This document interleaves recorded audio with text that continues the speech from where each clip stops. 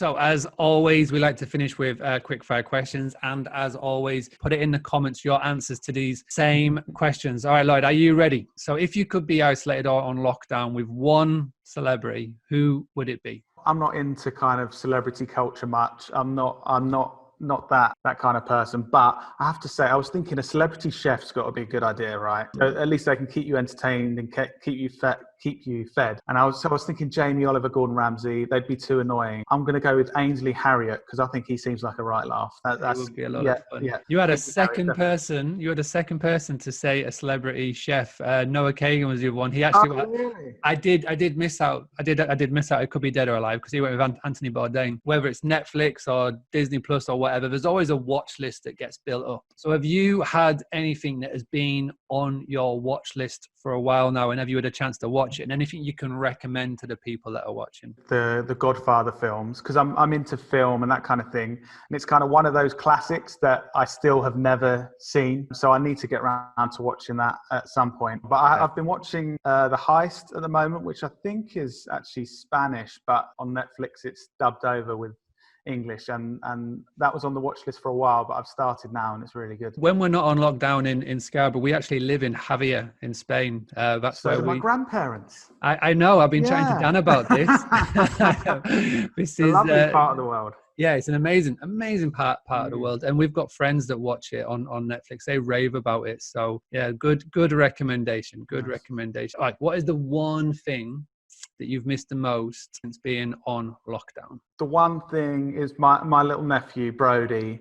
He was born in November, so he was only little, and you know they're at that cute stage. They're changing every day, and they're this little bundle of joy. So I miss giving him a cuddle, but I also miss beer gardens as well. So one of those two, I suppose. What has been your favourite purchase under £100 in the past? I'll say 6 months, but in the past year. So the best purchase under £100 in the past 6 months. But this is something that was actually only about a month ago. So it was 90 quid, and I've got this like standing desk converter thing. When I thought I was going to be working from home a bit more, I'm not one of those that has a house with 20 rooms and so I was like, I don't have an office or anything. So I thought I'm going to have to work from like the bedroom or the kitchen, or where am I going to do this? So I got this thing that kind of, you can put a laptop and keyboard on, and it changes heights, and you just put it on top of anything basically. Standing up, working, and for some reason I find myself so much more productive. This is the Yorkshire version of a stand-up desk, and I'll tell you what it is. So you've got the normal work surface,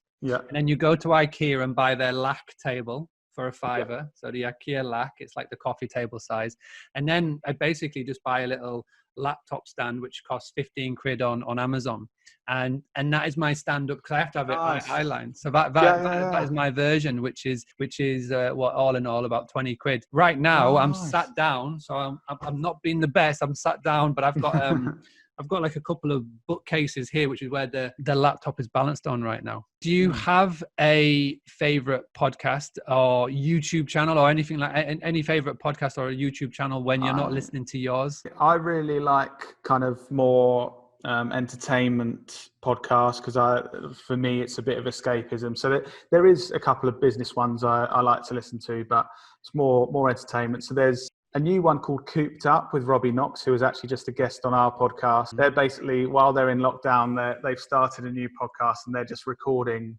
a podcast every day. And it's a bit weird because they don't really talk about much. They just talk about what they've done in the day, which is never much because they're in lockdown, but they're two quite funny guys, and they're entertaining. I also like the Happy Hour podcast, which Jackmate does, which is another YouTuber. But business-wise, there's Diary of a CEO by Stephen Bartlett. And Dan was telling me to listen for months and months, and then actually, since I've had a bit more time and I can't go out and do anything, I've started listening to that, and that's really cool as well. So, but if you could have any other guest then, but on the podcast, I know it wasn't planned, but if you could say to Dan, listen, we should get him as a guest, who would that be at the moment? I don't think Robbie Knox has been on any other business podcasts, even though he does run his own business and he has a YouTube channel, which I would say is a business in itself. But yeah, I think more people like that, sort of really entertaining, funny guests that have a business angle as well. That, there's not a name that I can think of, but Dan would go much more business. I think I said about Diary of a CEO with Stephen Bartlett. I think his ideal guest would probably be Stephen Bartlett. Is someone in the same kind of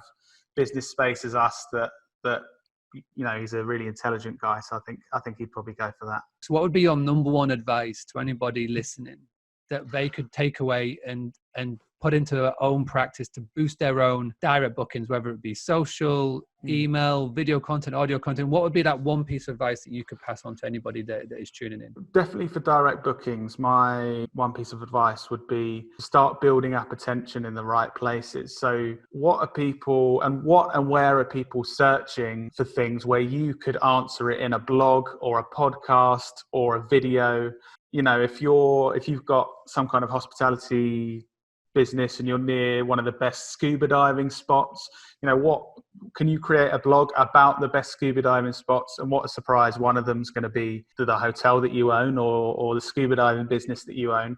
I think it's a long-term play. So you would need to do this over a period of time, but eventually one or two of those videos, podcasts or blogs are going to start showing up in search rankings when people are actually looking for places like your business to book directly. If anybody wants to go and find out more via social media, where's the best channel to get you on? Is it Instagram, LinkedIn, Facebook? Yeah, LinkedIn will probably be the best. So yeah, Lloyd Knowlton or Dan Knowlton. My brother's probably more interesting on LinkedIn, but yeah, find me on there. And obviously the Business Anchors podcast is available on every good place you go and get your podcast. And so just basically type in Business Anchors into any of your platform of choice, whether you're Apple, Android, or any of those. So again, please do go check it out. It's my massive recommendation. I'm a big fan, and I recommend everybody go and check it out when you're on your 30 minutes bit of exercise over the coming few days. Lloyd, have you got any final things that you'd like to say to people that are watching or listening? Thank you. It's been a pleasure. Thank you, Mark. And yeah, thank you for being so well organised and structured. I feel like I need to show people this document to let them know how brilliant you are at this. There you go. on that end, flattery will get you everywhere. But thank you, everybody that is tuned in tonight live. We're doing this every single night during lockdown. We're